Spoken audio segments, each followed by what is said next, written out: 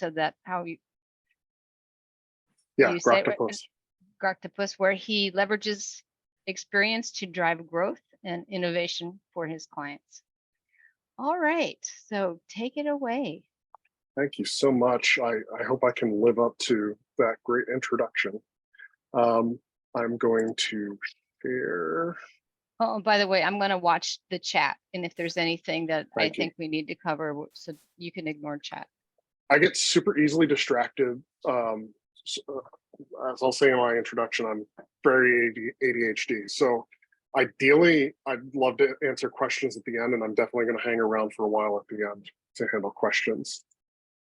Okay, are we able to see my full screen presentation mode? Great, let's go. So just a quick note about me. You already got most of it in the great introduction. I started out really in systems engineering, and it was by way of becoming an Agile enthusiast myself before I really had any credentials in the field. I very enthusiastically jumped in and helped to drive a transformation that really led to my first management role. It led directly to my first management role. And I've been loving leadership ever since. I really enjoy redeeming teams that have lost love, who may be experiencing some resentment from their peer teams. Usually they're full of great people that just got stuck in a rut somewhere on the way and need somebody to love them, need somebody to help them to tap into their potential and really sometimes just do some marketing to get better, get back to Agile principles, right? So I really enjoy that. And I'm doing that right now on a consulting basis. I made the leap from being a full-time senior director at Gap to doing consulting work recently as a fractional CIO for Genius Within, who's a company that specializes in neurodiversity inclusion. And I think I can say this out loud. I'm currently serving the engineering leadership team at Lark Health. Rochelle is kindly joining us from tonight.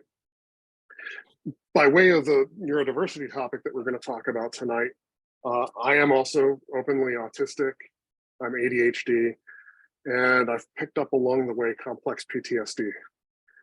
There's probably more, and we'll talk about how neurodiversity is often not just like one category, but a number of them. They come in clusters. And I'm not afraid of starting fires. I'm going to definitely start some fires tonight.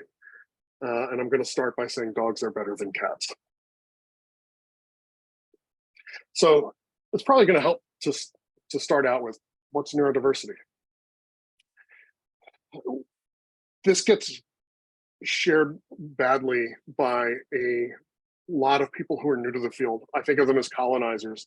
They see neurodiversity having a moment, organizations willing to pay consultants to come in and help them figure out neurodiversity when they're not even really part of the community of neurodivergent people, hadn't been.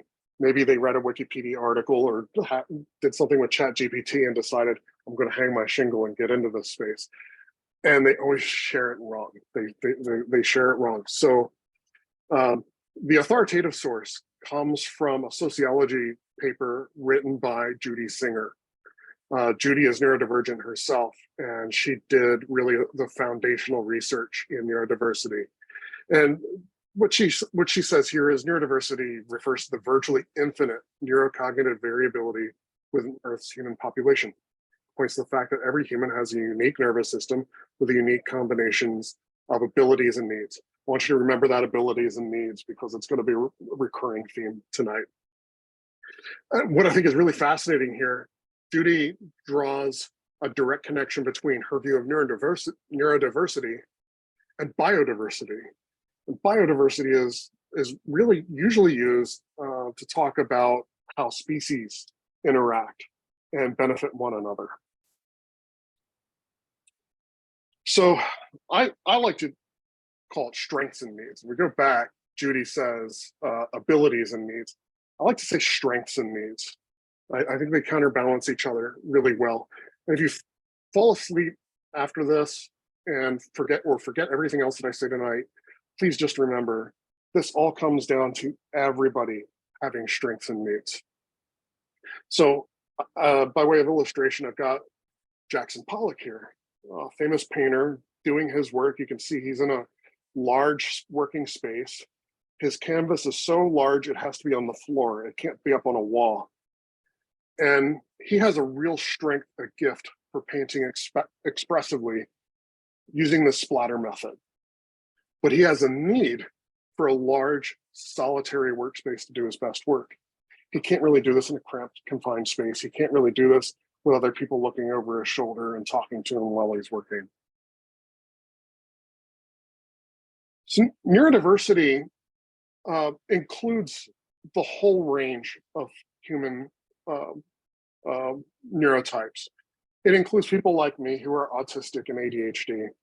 But if you don't fit into any of these categories, it includes you too. The folks who don't have a neurocognitive condition that can be diagnosed, we would refer to as neurotypical. Neurodiversity umbrella includes neurotypical folks. We're all part of the comprehensive human condition. But why neurodiversity is important in the workspace, why it's important to Scrum teams, why we need to embrace it, I think is really well laid out by this slide deck, or this slide that I borrowed from my Genius Within days. Dr. Nancy Doyle has done so much of the foundational research in this space, and she created this slide. But if you look here, there are different conditions that are talked about. Dyscalculia, folks with this condition may struggle with numbers, but do really well with verbal skills and innovative thinking. If you look at my two little bubbles, ADHD, also spelled out to attention deficit hyperactivity disorder. I don't really think of it as a disorder, but as a strength, it can offer creativity, hyperfocus, energy, and passion.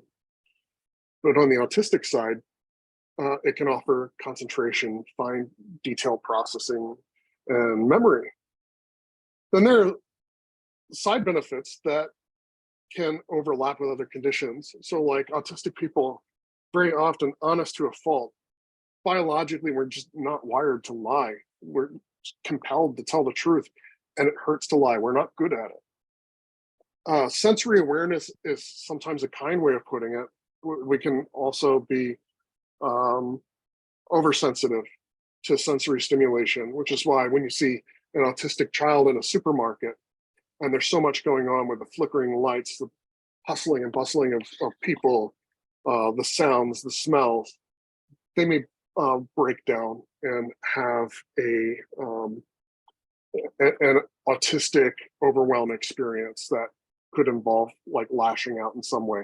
And those things still happen to us as adults that are autistic.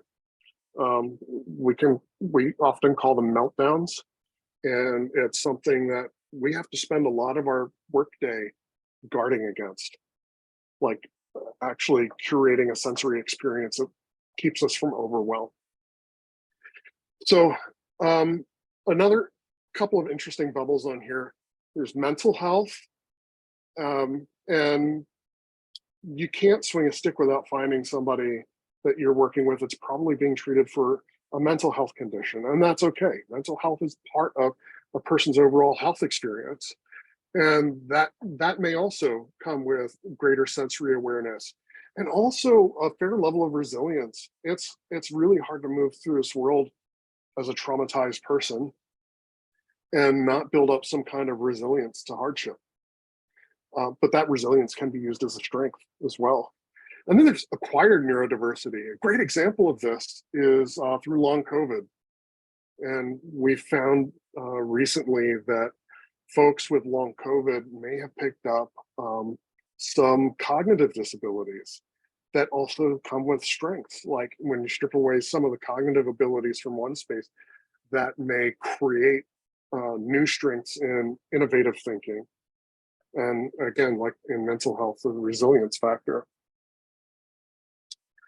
Well, we talked about what neurodiversity is a little bit. but there's also some things that neurodiversity isn't. You're going to see some weird artwork in this slide deck, by the way. This is not a real photograph. Hopefully, most of you have picked up by now, this is AI generated, and I really do like to have fun creating images in AI. So neurodiversity is not an othering term. When I talked about neurodiversity earlier, I said it includes all of us, right? So even going back to Judy Singer's original work, she tried to make it very clear. Diversity describes a collective. You can't have one object or one person in isolation and say it's diverse. Diversity only happens when you're comparing multiple individuals in a collection. So a person can't be diverse. You can't say, this is our diverse hire, right? That's actually pretty offensive to do that. So by extension, I would contend a person can't be neurodiverse. This is a hot take. There's not global consensus on this. Some people who have a neurocognitive condition may tell you that they identify as neurodiverse, and that identity language is important to respect. But for me personally, I think it grammatically doesn't make sense to call an individual neurodiverse. And just to repeat, neurodiversity doesn't describe a subset of the population. Neurodiversity is comprehensive. It's inclusive of all of us. So when I talk about neurodiversity and inclusion in Agile teams tonight, it's really in the context of how do we make everybody feel welcome in a team and give them the environment that's going to support their success. And I also think neurodiversity isn't something that happens off to the side in an enclave. So some companies will have these neurodiversity hiring programs. And while many of them are meant to be a really curated path to joining the mainstream workforce, I really have serious concerns about some of these programs that create an isolated employee experience. We're going to put those other people over here in the neurodiversity program, and they're going to just work amongst each other. That's something I really want to warn against. This is really everything I'm trying to do tonight is to get us in the mindset of how do we just make our Agile teams friendly and inclusive to people with all different kinds of minds. So strengths versus needs, getting back to that balance. It's important to note one size does not fit all. You may have heard a term, if you've met one autistic person, you've met one autistic person. What that means is no two autistic people are alike. There's actually, if you did an MRI scan of two autistic people, the variances in how their brains connect are almost always going to be greater than the variances between two neurotypical people. It's a vast difference. And autism is just one slice of the different neurocognitive conditions that we're talking about. So it's really important to individualize your approach to inclusion, try to understand that person's needs, and while you may be able to borrow some experiences from one person to help another and support another, we can't make inferences or assumptions that those things are going to be portable from person to person. So this really gets into some of the support needs that are common with different conditions. So autism, it's expressed here as ASD. I really don't like that term myself, but it's in the clip art that I stole. This involves degrees of difficulty in communicating with others and sensory overload. You may hear me stumbling a bit over my words. You may notice if I'm in a crowded space, like when I go to breakfast with Catherine, we always try to find a quiet room. If I'm in a noisier part of a restaurant, it's really hard to focus on that one-on-one socialization because of the overwhelm of all the other sensory stuff going on around me. For Tourette's, Tourette's can cause physical tics. It can cause verbal tics. A small subset of the Tourette's population can have what they call coprolalia, which can be very vulgar tics. And you might imagine how that can be disruptive in a workplace. So we want to help those folks to manage their environment so that they don't have to have anxiety about tics. And the real curse about tics can be, for a lot of folks with Tourette's, the anxiety about having tics can be enough to cause tics. So there's a real need to create a psychologically safe space. ADHD, I mentioned I'm very ADHD. It can manifest as inattention. I would have to imagine if somebody's ADHD and trying to pay attention to this talk, they might be doing other things right now because I've been talking for too long. It's easy to find distractions. It's easy to be impulsive. So all of these things can be managed, but that often requires creating an environment that's supportive of managing those needs. Neurodivergent people are rare though, right? Not really. So statistically speaking, about 1 in every 7 people is known to be neurodivergent in some way. Like they have a diagnosable neurocognitive condition. So this room's full of Scrum experts, right? Can anybody tell me what's the ideal size of a Scrum team? You can come off mute if you want.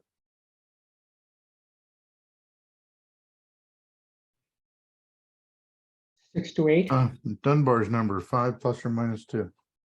Or 5 plus or minus 2. I hear 6 to 8.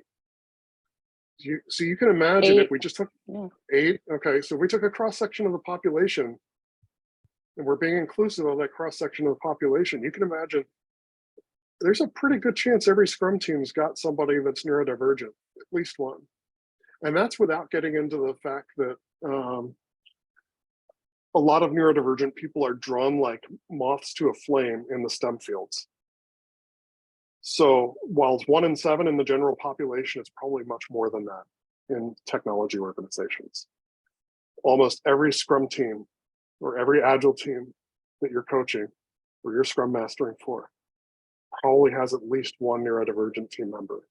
So everything you hear tonight, hopefully you can put to immediate effect in your day-to-day work.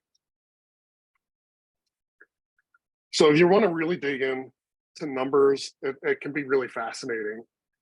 About 10% of the population is dyslexic.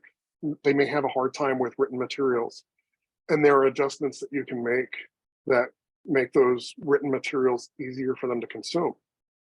But it's best to talk to them to find out, hey, what's easier for you to read? I've got a really good example of it later in this deck, but some may just want some more structure around the writing. Like if you're going to write a long email, put some section headers, break it out into paragraphs. If you've got important points, make them bullets and make them short bullets. Make effective use of bold fonts, right? Dyspraxia, 5% of the population. ADHD, I think this is probably low, 4% of the population. Autism, 1 to 2% of the population. And I know that's low because those numbers keep going up every time the diagnostic criteria get clarified and every time the healthcare system improves to make access to diagnosis easier for folks. Tourette's, the official numbers are 0.6% of the population roughly, but one of my great friends, Paul Stevenson, who is a fantastic Tourette's advocate, says the numbers are probably much closer to the portion of the population that's autistic. There's probably some parity there, but those numbers haven't come out yet. But it gets even more interesting. Most often, folks that are diagnosed with one neurodivergent condition often have at least one other. So if we took those folks with Tourette's that I was just talking about, great example, 52% of people diagnosed with Tourette's also get diagnosed with ADHD. And if we go back, remember we said 1 to 2% of the population is autistic, but 21% of people with Tourette's are autistic. So if we go way back to the needs that people have, the support needs, hopefully it's starting to make sense that there's going to be more than one category here that we need to draw from. If we go to the strength slide that we talked about before, wow, now we've got a full set of paints to work with, don't we? we're talking about people that have a variety of strengths, not just from one condition, but from several. When I introduced myself, I'm autistic and ADHD. And along the way, I picked up PTSD. So we've got autism, we've got ADHD, and then we've got acquired neurodiversity. So hopefully this is really driving home that a lot of the people that we are working with right now will benefit from paying some attention to this space, and that we can't just simplify somebody to one diagnosis. But wait, there's more. It gets more complex than this.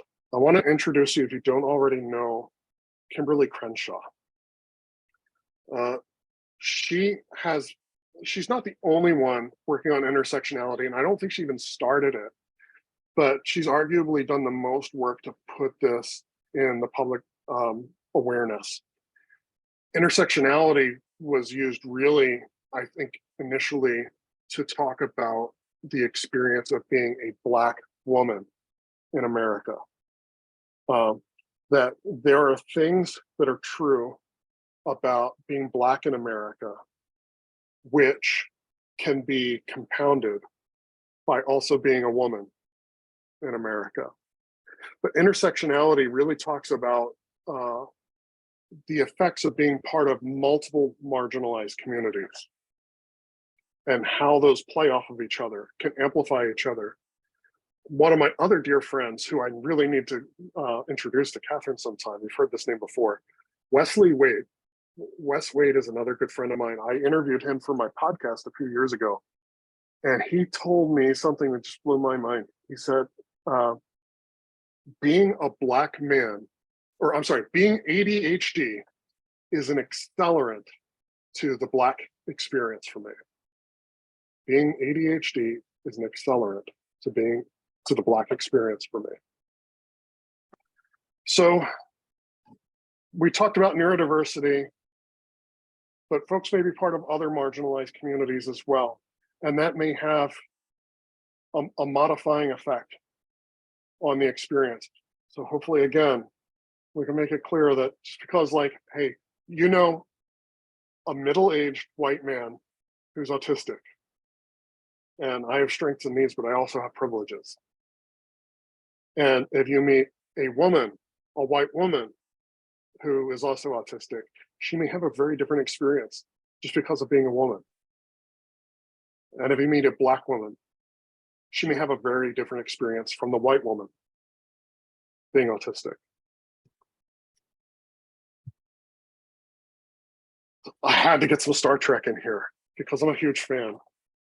And Spock really spoke to this well. He had this saying, infinite diversity and infinite combinations. It was like a Vulcan philosophy. And Gene Roddenberry really said it best. I'm going to read this direct quote from him. So Star Trek was an attempt to say that humanity will reach maturity and wisdom on the day that it begins to not just tolerate, but take a special delight in differences, in ideas and differences in life forms. If we cannot learn to actually enjoy these small differences, to take a positive delight in those small differences between our own kind here on this planet, then we do not deserve to go out into space and meet the diversity that is almost certainly out there. So that's my challenge to you. Don't be tolerant of people that have different needs than the mainstream. Take a delight in knowing this about them. Take a delight in helping them to create an environment that taps into their full potential, that taps into their strength, celebrates who they are as a unique human being.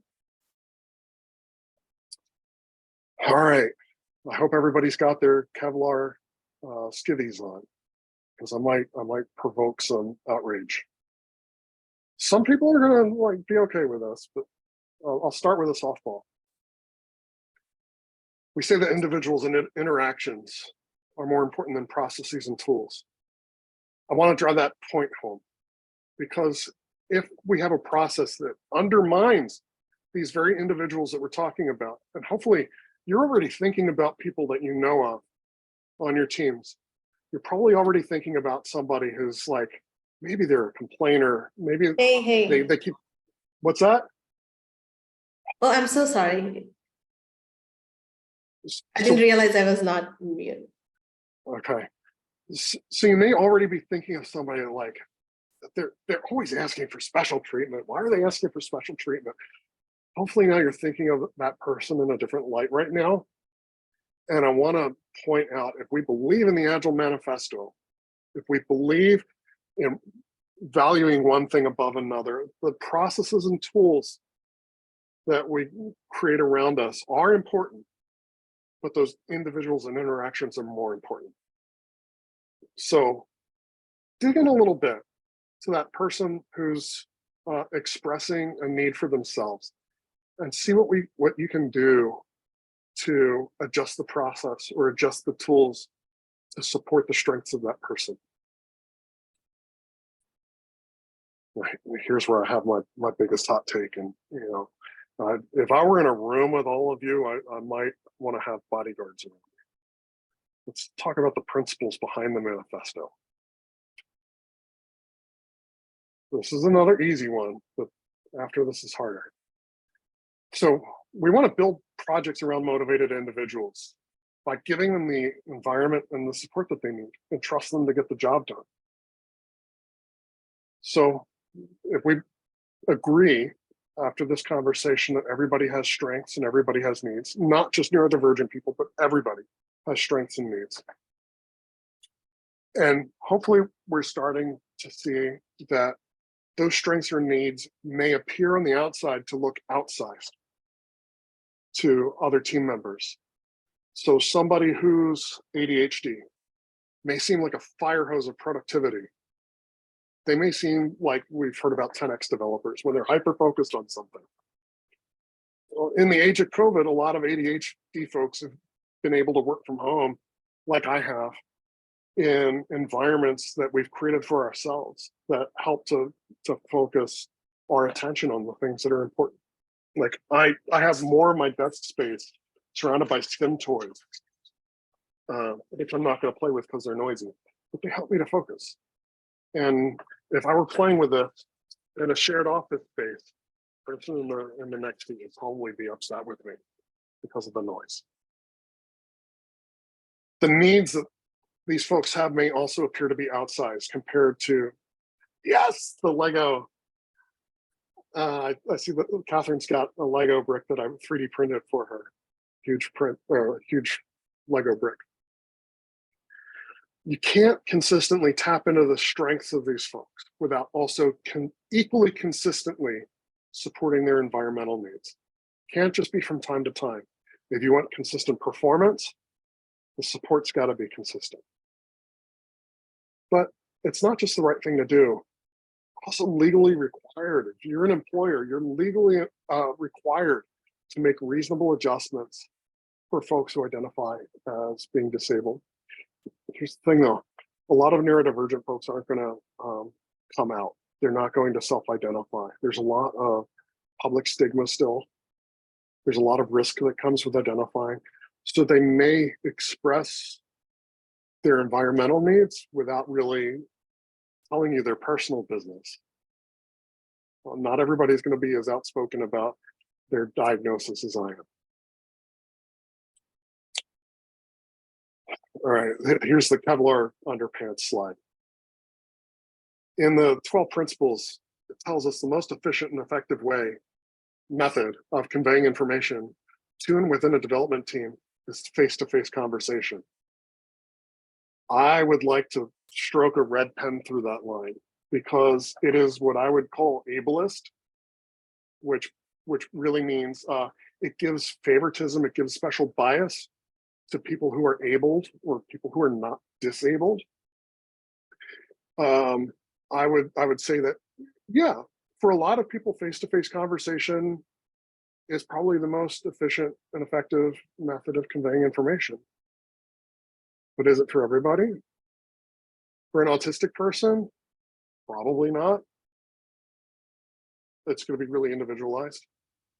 For somebody with dyscalculia, they may prefer written communication as well. So I think we should probably revisit that in our own practices and consider the individual needs. Phrase this as a question. What is the most efficient and effective method of conveying information to you? Pose that as a question to the people you work with, and then respect their answers. Some are going to tell you, send me or write up your thoughts on Confluence and send me a link to it, and I'll mark it up with my thoughts. Some people will say, throw something in Slack for me to digest. And some people will want that face-to-face conversation. Some may say they want face-to-face conversations, but you'll see them tuning out if those conversations run too long or they're too verbose. They don't offer opportunities for interaction. Oh, it was an animated GIF. I should have done that sooner. So how do we become more effective? The 12 principles tell us at regular intervals, the team reflects on how to become more effective and tunes and adjusts its behavior accordingly. I want to contend to you that accessibility needs should be a safe topic in retrospectives or team chat. This is one of those areas that we can regularly reflect and adapt on. Just asking questions. Hey, are we communicating effectively? Hey, does everybody have the environment they need to support their best work? We need to be actively curious about one another, not just make inferences based on our own personal bias. We need to be willing to try new things to bring others along, knowing that like we may try something and maybe it doesn't work. So we revisit and iterate with a spirit of intellectual curiosity and empathy.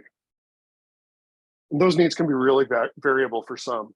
You'll hear, particularly in the autistic community, amongst each other, we talk about we're low on spoons today. And that's a whole other topic, spoon theory. This is something that's common in the chronic illness community. It's common in the autistic community. And it's really about energy budgeting. If I have the energy for interaction, I'm more able to speak verbally. I'm more able to make eye contact. That I don't enjoy eye contact, but I know it makes other people feel more comfortable around me. So I try to do it for their comfort, not for mine.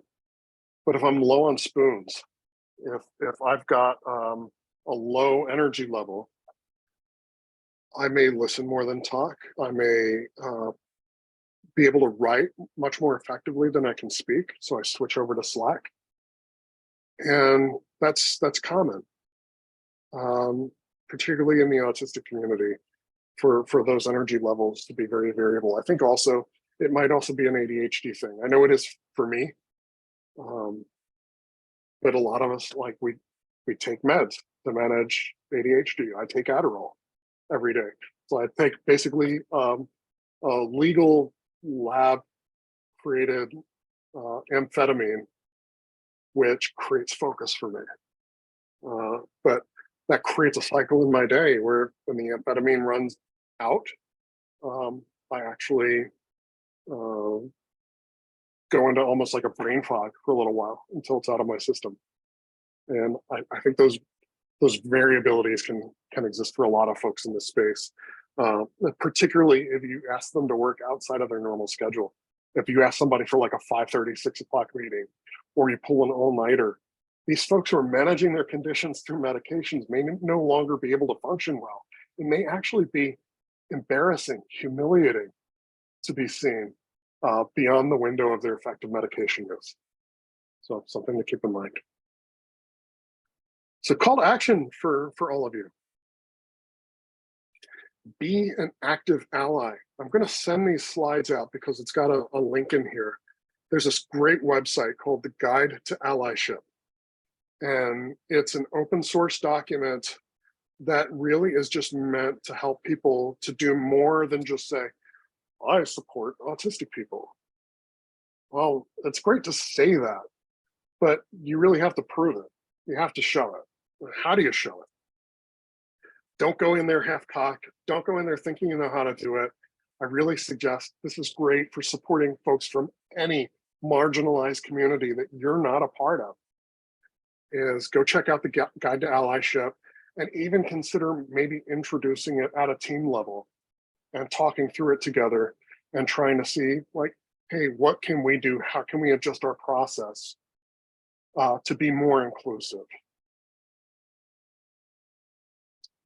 I want you to also think about onboarding new people. And this was a great, like I had breakfast with Catherine just this morning and I was talking about tonight's presentation, and she had mentioned to me very helpfully that onboarding is another opportunity for inclusion. And she's absolutely right. Like, can these conversations about strengths and needs happen when a new person's coming on board? What kind of environment do you need to do your best work? How do you prefer to communicate? If you don't prefer meetings, if you don't prefer verbal conversations, maybe you prefer Slack chats, maybe you prefer email exchange. So it's helpful to know those needs up front and respect them and periodically revisit them because they can change. I also want to introduce you to the concept of the curb cut effect. So everybody that's walked on a sidewalk anywhere in the Western world has seen these things. It's a little dip in the curb where theoretically this is meant for somebody in a wheelchair or other mobility device to be able to cross the street at an intersection. But it's a lot more than that. A parent pushing a baby carriage, an office worker pulling a wheeled briefcase, kids riding skateboards. All of these groups of people who were never part of the intended beneficiaries of the curb cuts are realizing a benefit. They're getting better use out of the sidewalks because of these curb cuts. And this is a great metaphor for what inclusion can look like inside of an Agile team. If you think about some of the things that people from these marginalized neurocognitive communities may need, it's the kind of things that can benefit everyone on a team. So for example, for me as an autistic person, meetings without an agenda can be really stress-inducing. I want to think a lot about a topic before a meeting, and I want to have some things scripted out ahead of the meeting, some things that I want to present, and it's not always easy to think on my feet to share those ideas. So having an agenda beforehand really helps me to cognitively prepare. But wouldn't most of you like to have an agenda before going into a meeting? Wouldn't you like to know what you're walking into and what might be expected of you? That's a good example of a curb cut. So let's go a little deeper. We talked about meeting agendas, but also taking the time to send out meeting notes. Somebody with an auditory processing disorder may hear, they may say okay in a meeting, but they're not necessarily processing what they're hearing at a rate that it's being spoken. So sending those meeting notes out will help them to catch anything they missed. And it also helps to clarify any misconceptions that may have formed in the conversation. But wouldn't everybody like to have meeting notes to refer back to? Using accessible fonts. If you look at the screen capture on the right side of my slide, I'll take a moment of silence for you to read that.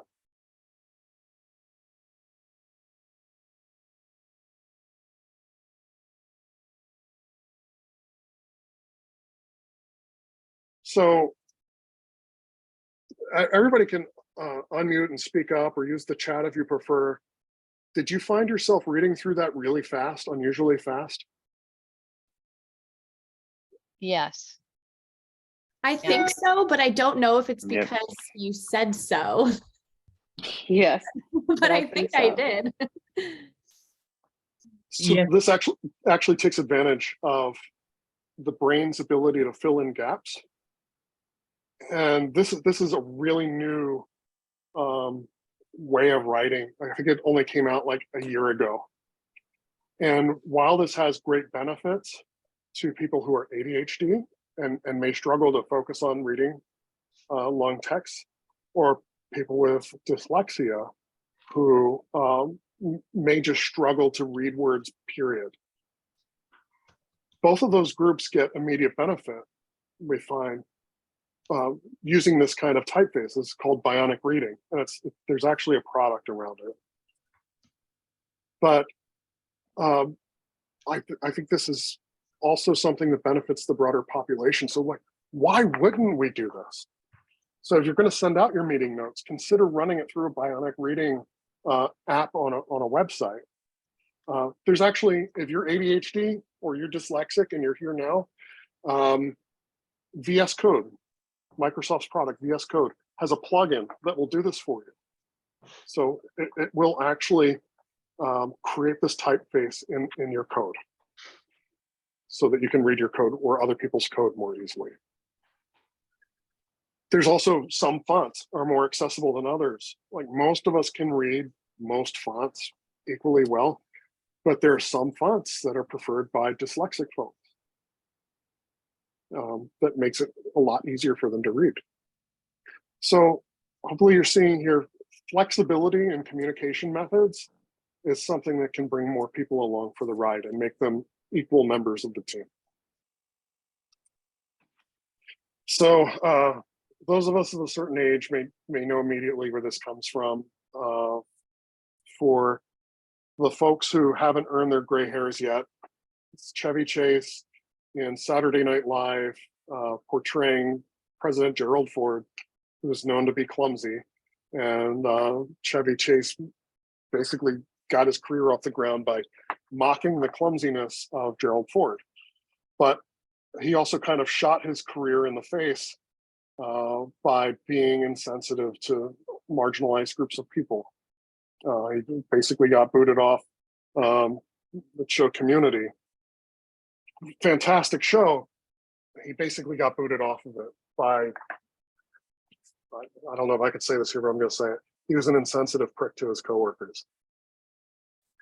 So don't be like that. And things that you can look out for, listen to the identity language that people use. Notice I have not once tonight described myself as a person with autism.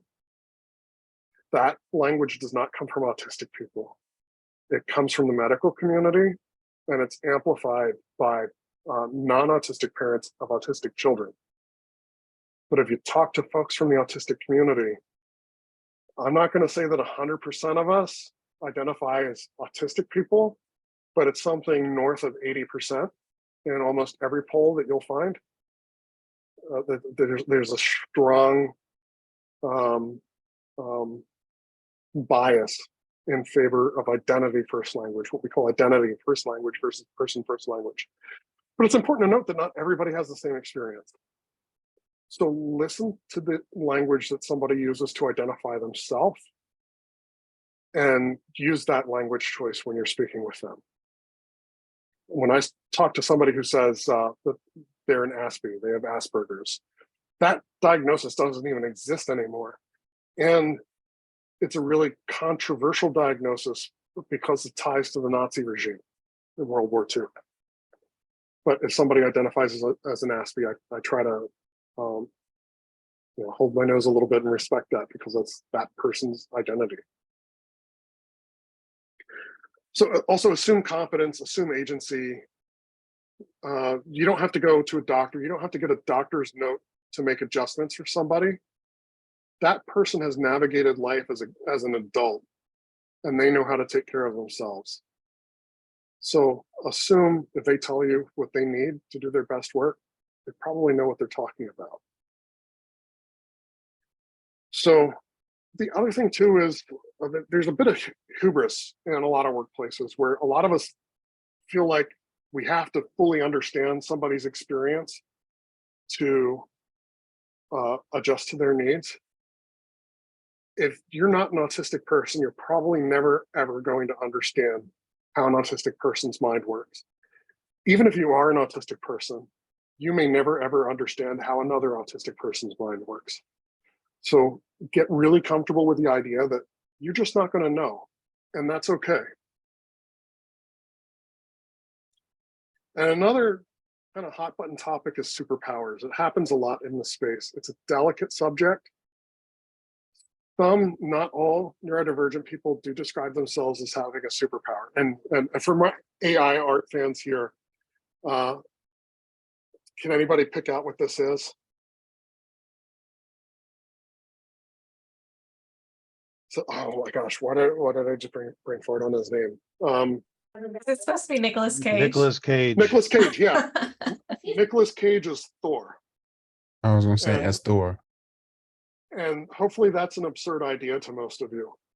I'm a huge Thor fan, so that's really absurd to me. And the idea that I have superpowers is absurd to me. I have strengths. There's some things that I can do better than most of my non-autistic peers. But I also have some environmental support needs that are a lot bigger than my non-autistic peers. So I'm not a superhero. I don't have superpowers. So a lot of folks have a hard time with the subject, and it can feel marginalizing. So in a general sense, it's a good idea to avoid treating another person's disability as a euphemism. So some terms, if you catch yourself saying something like all abilities or differently abled, or one of the worst ones is special, maybe slow down and think about finding another way to be respectful. Like saying disabled or disability isn't a bad word. It's an accurate word. And it's something most folks in the disabled community embrace. So I actually wear it as a badge of honor. So that's it for me. And I will stop sharing and I will stop recording. So let the tomatoes fly or questions.